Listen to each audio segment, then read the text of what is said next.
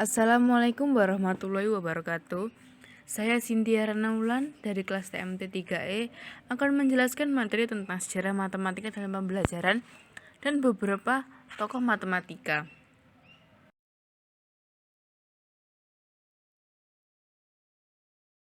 Materi yang pertama adalah sejarah matematika dalam pembelajaran. Fauvel tahun 2000 menyatakan bahwa terdapat 3 dimensi besar pengaruh positif sejarah matematika dalam pembelajaran. Yang pertama ada understanding atau pemahaman. Perspektif sejarah dan perspektif matematika atau struktur modern saling melengkapi untuk memberikan gambaran yang jelas dan menyeluruh tentang konsep dan teorema, serta bagaimana konsep-konsep saling berkaitan. Yang kedua ada antusiasme. Sejarah matematika memberikan sisi aktivitas sehingga menimbulkan antusiasme dan motivasi. Yang ketiga ada skill atau keterampilan. Memacu keterampilan menata informasi, menafsirkan secara kritis berbagai anggapan dan hipotesis, menulis secara koheren, mempresentasikan kerja, dan menempatkan suatu konsep pada level yang berbeda.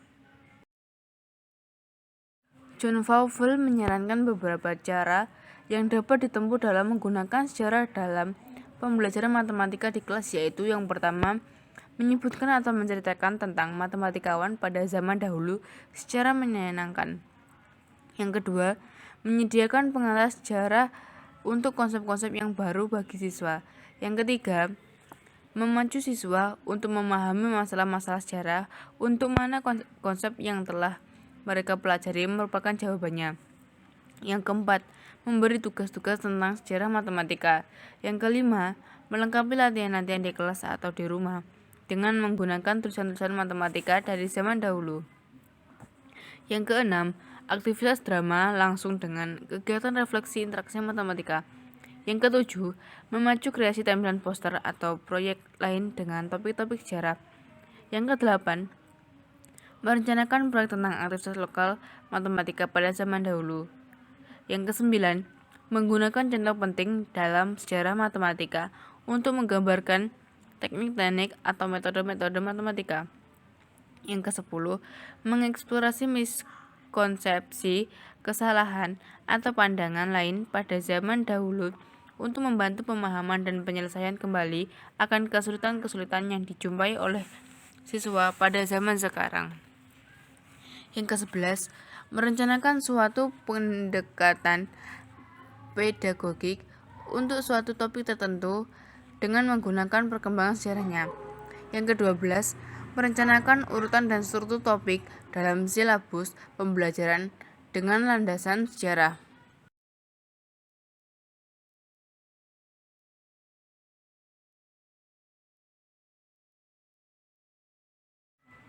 Materi selanjutnya adalah beberapa tokoh matematika.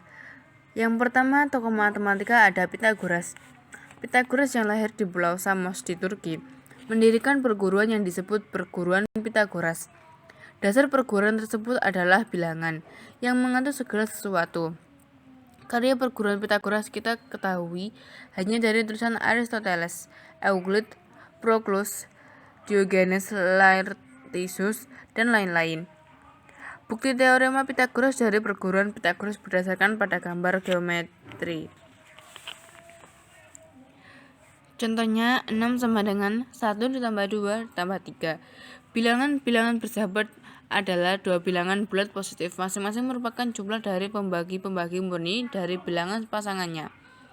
Pythagoras mengajarkan bahwa semua bilangan adalah rasional, namun muridnya yang bernama Theodorus membuktikan bahwa akar dari 3, 5, 6, 7, 10, 11, 13,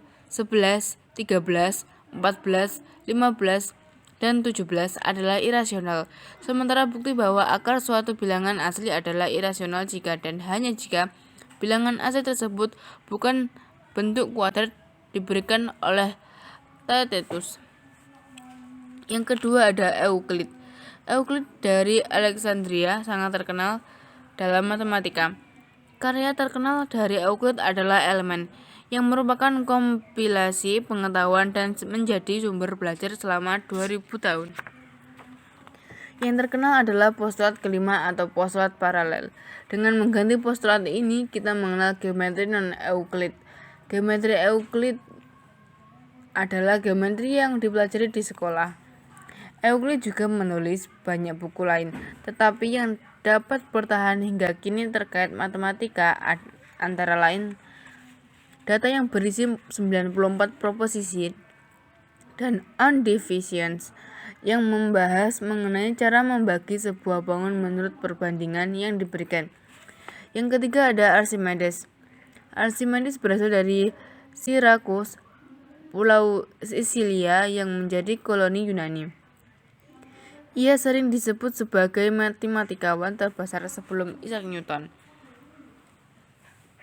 Pada saat Syracuse diserang oleh Romawi, Archimedes membantu dengan membuat beberapa mesin untuk mempertahankan kotanya. Pada saat itu Syracuse akhirnya jatuh pada 212 tahun sebelum Masehi. Archimedes pun terbunuh oleh tentara Romawi karena begitu asyiknya melukis kurva di pasir.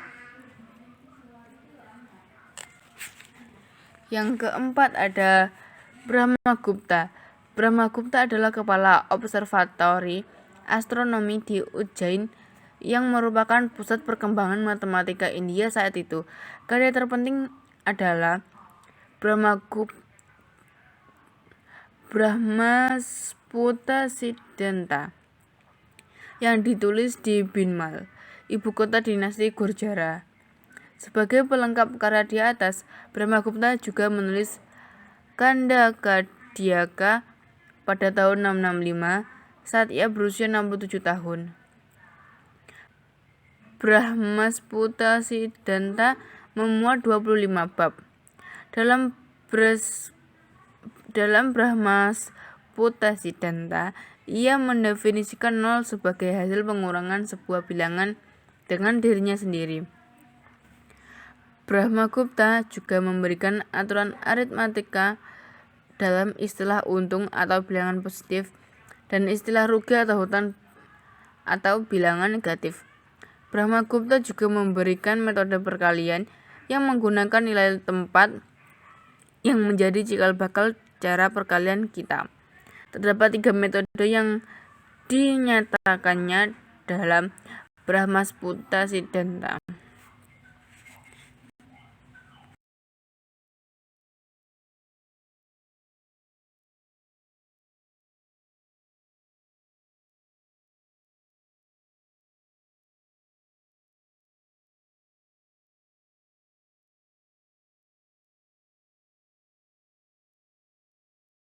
Yang kelima ada Al-Khwarizmi. Abu Musa Al-Khwarizmi lahir di kota Kiran, Al-Khwarizm, Uzbekistan dan wafat di kota 1001 Malam, Baghdad. Aljabar sering dilekatkan dengan nama Ibnu Musa Al-Khwarizmi. Gans dalam The Search of Al-Khwarizm Algebra menyebutkan bahwa Al-Khwarizmi adalah bapak aljabar. Begitu pula Boyer dalam A History of Mathematics. Abu Musa Al-Khwarizmi menyusun karya aljabar Hisab Aljabar wal Muqabalah yang selama berabad-abad digunakan di timur maupun barat, di mana kitab asli berbahasa Arabnya telah lama hilang. Terjemahan yang termasyhur oleh Gerard de Cremona yaitu Algebra et al-Muqabalah. Lewat sebuah karya aritmatikanya yaitu Liber Algorithum atau Algoritmi de Numerorum, Arabnya Al-Jami' wa At-Tafriq bil Hisab al-Hind. Diperkenalkan angka-angka Hindu Arab untuk pertama kali di Eropa beserta sistem desimal. Ia berjasa dalam merintis dan memelopori perhitungan dengan angka 0 dan sistem desimal karena pengkajiannya yang analitis dalam karya-karyanya. Namanya menjadi suatu istilah algoritma. Selain itu karya yang telah disebutkan, terdapat pula karya lain yang terkenal yaitu Tratative Arithmetica. Terjemahan Prince Boncompagni. Tokoh ini sering dikaitkan dengan teorema The Casting Out Nines. Sebagai astronom, Al-Khwarizmi juga menyusun Zich atau daftar astronomi yang sangat populer pada saat itu dan berisi nilai-nilai sinus dan tangens. Yang selanjutnya ada Fibonacci. Fibonacci adalah matematikawan Italian yang hidup antara 1170 sampai 1240 atau 1250 Masehi. Ada sumber lain yang menyebutkan bahwa dia lahir di Pisa pada tahun 1175. Nama lainnya adalah Leonardo da Pisa, Leonardo da Pisa, atau Leonardo Pisano. Fibonacci mengenal sistem matematika ketika mengikuti ayahnya berdagang sampai ke Afrika Utara. Setelah 15 tahun melancong, Fibonacci menetap di Italia dan menulis dasar-dasar matematika.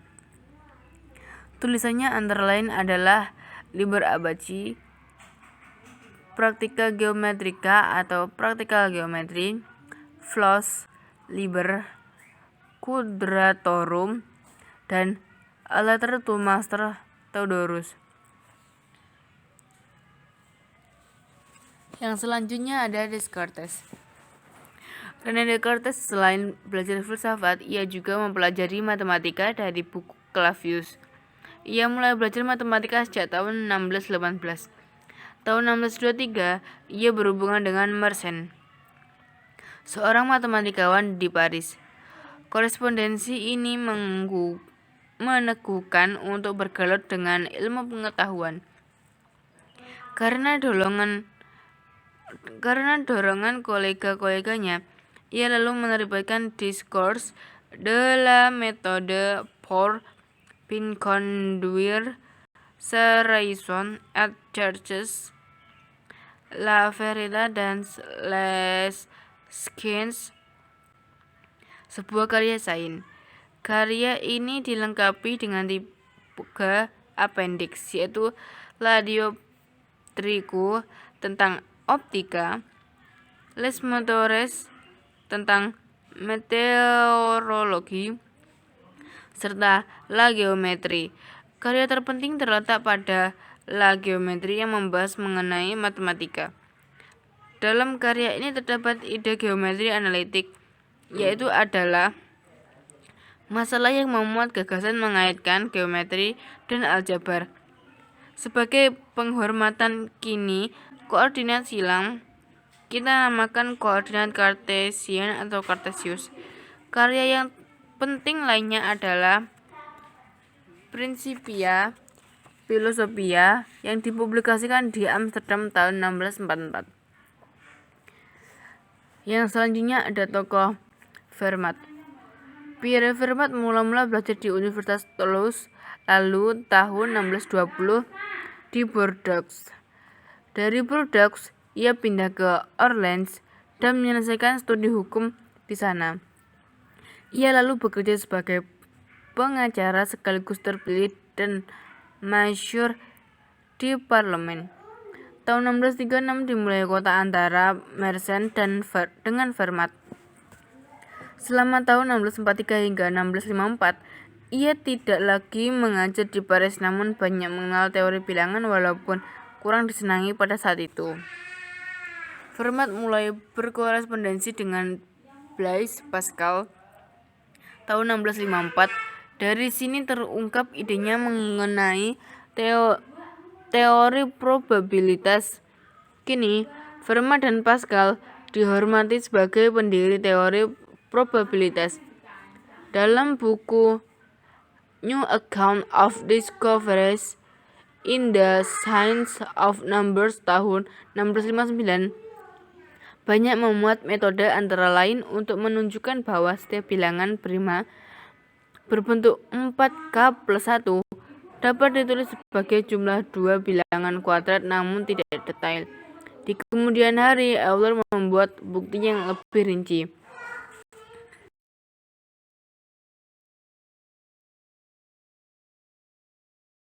Tokoh selanjutnya adalah Pascal. Blaise Pascal adalah anak ketiga dari Etienne Pascal. Blaise secara mandiri telah mempelajari geometri di usia 12 tahun. Saat berusia 14 tahun, Blaise Pascal telah mengikuti ayahnya mengikuti pertemuan ilmiah atas prakarsa Mersenne di Paris. Pada usia 16 tahun, Pascal mempresentasikan makalah di bulan Juni 1639 yang memuat sejumlah teorema geometri proyektif, termasuk Pascal mistik heksagon. Pascal menyelesaikan buku pertamanya, Essai on Conic Section, yang diterbitkan tahun 1640. Pascal juga membuat kalkulator digital pertama yang disebut Pascaline untuk membantu pekerjaan ayahnya. Untuk membuat ia membutuhkan waktu antara tahun 1642 hingga 1645. Setelah sempat dimulai tahun 1648, tahun 1654 ia menyelesaikan bukunya tentang irisan kerucut, The Generation of Conic Section. Pascal menganggap irisan kerucut sebagai hasil dari proyeksi titik terhadap lingkaran. Walaupun Pascal bukan orang pertama yang membahas mengenai segitiga Pascal, tetapi tulisannya dalam Treatise on the Arithmetical Triangle amat penting. Melalui surat menyurat dengan Fermat tahun 1654, Pascal membangun dasar-dasar teori probabilitas. Dalam 5 buah suratnya, ia membahas 2 masalah terkenal, The Dice Problem dan The Problem of Points. Karya terakhir tentang kurva sigmoid sebelum ia meninggal pada usia 39 tahun karena sakit. Yang selanjutnya ada tokoh Newton. Isaac Newton dilahirkan di Lincolnshire, Inggris. Masa kecil Newton kurang mendapat perhatian. Menurut De Moivre, ketertarikan Newton pada matematika dimulai tahun 1663 saat ia dibelikan buku astrologi di Cambridge, tetapi ia tidak memahami matematika di dalamnya. Talenta Newton mulai berkembang pesat setelah kedatangan seorang matematikawan baru di Cambridge tahun 1663. Tahun 1671, Newton menulis dasar-dasar kalkulus diferensial dan integral dengan metode fluxionsnya lewat buku The Methodis Seriorum ad Fluxionum, diterbitkan tahun 1736. Tahun 1669, saat Newton baru berusia 27 tahun, ia telah dipromosikan Barrow untuk menduduki Profesor Lucasian. Karya Newton pertama sebagai Profesor Lucasian adalah mengenai optik, di mana ia meneliti bahwa cahaya putih adalah gabungan berbagai tipe-tipe sinar lewat aberasi kromatik. Tahun 1672, Newton terpilih sebagai anggota Royal Society setelah mempersembahkan teleskop reflektif. Tahun itu juga ia menerbitkan makalah tentang cahaya dan warna di The Philosophical Transaction of the Royal Society. Tahun 1666, Newton telah membuat versi awal dari 3 hukum geraknya. Ia juga menjelaskan tentang gerak sentrifugal atas saran dari Halley. Newton lalu menyusun buku yang terkenal, Philosophiae Naturalis Principia Mathematica, disingkat dengan nama Principia. Ia menganalisa gerak benda, gerak sentrifugal dan sentripetal, dan bahwa setiap benda sesungguhnya saling mempengaruhi melalui apa yang disebut hukum gravitasi umum. Semua benda mempengaruhi benda lain dengan suatu gaya yang sebanding dengan hasil kali masanya dan berbanding terbalik dengan kuadrat jaraknya. Tokoh yang selanjutnya ada Gauss. Carl Friedrich Gauss mulai masuk sekolah dasar saat berusia 7 tahun. Gurunya Butner terkejut saat Gauss dengan seketika dapat menjawab jumlah bilangan asli 1 hingga 10. Ia masuk Akademi Brunswick dan di sana secara mandiri berhasil menemukan hukum Bode, teorema binomial, rata-rata aritmetik, dan geometrik. hukum kebalikan kuadratik, dan teorema bilangan prima. Tahun 1795, ia melanjutkan ke Universitas Göttingen. Tahun 1798, ia meninggal Göttingen tanpa gelar. Namun dengan prestasi yang gemilang tentang konstruksi segi 17, beraturan dengan penggaris dan jangka. Temuan ini diterbitkan dalam Disquisitiones Arithmetica bagian 7 pada tahun 1801.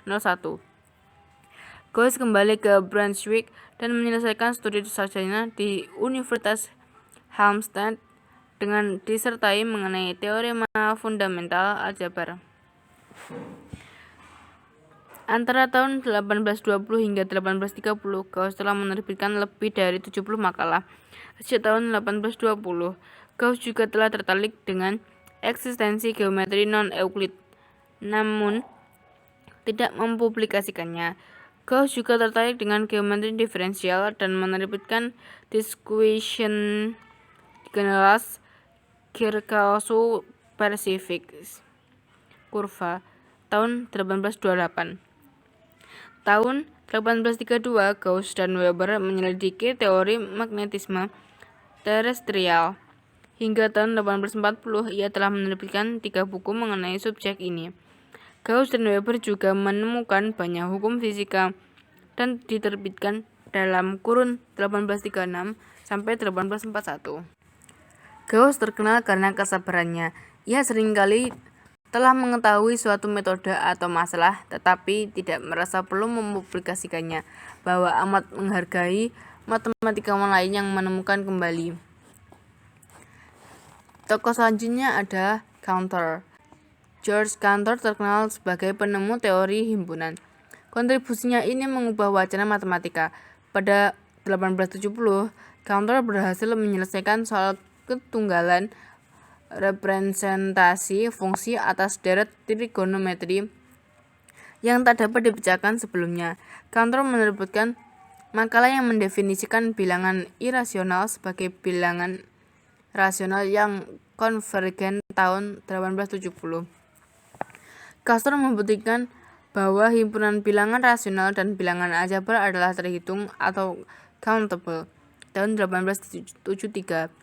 Pada Desember 1873, ia membuktikan bahwa himpunan bilangan real adalah tak terhitung.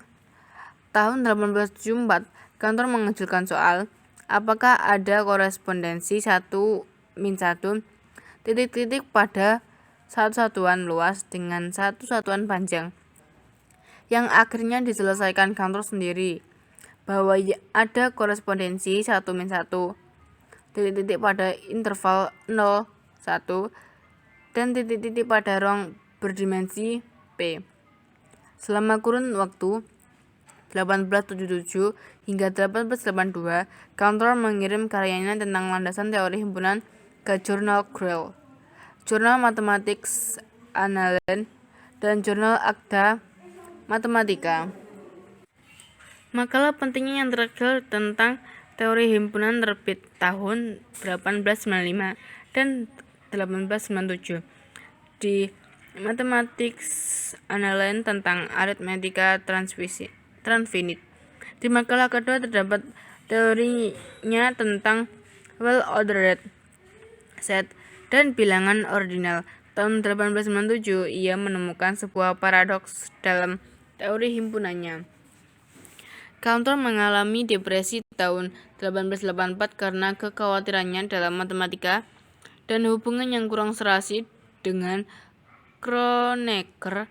Hingga mulai tahun 1899, ia berhenti mengajar karena kesehatan mentalnya yang memburuk.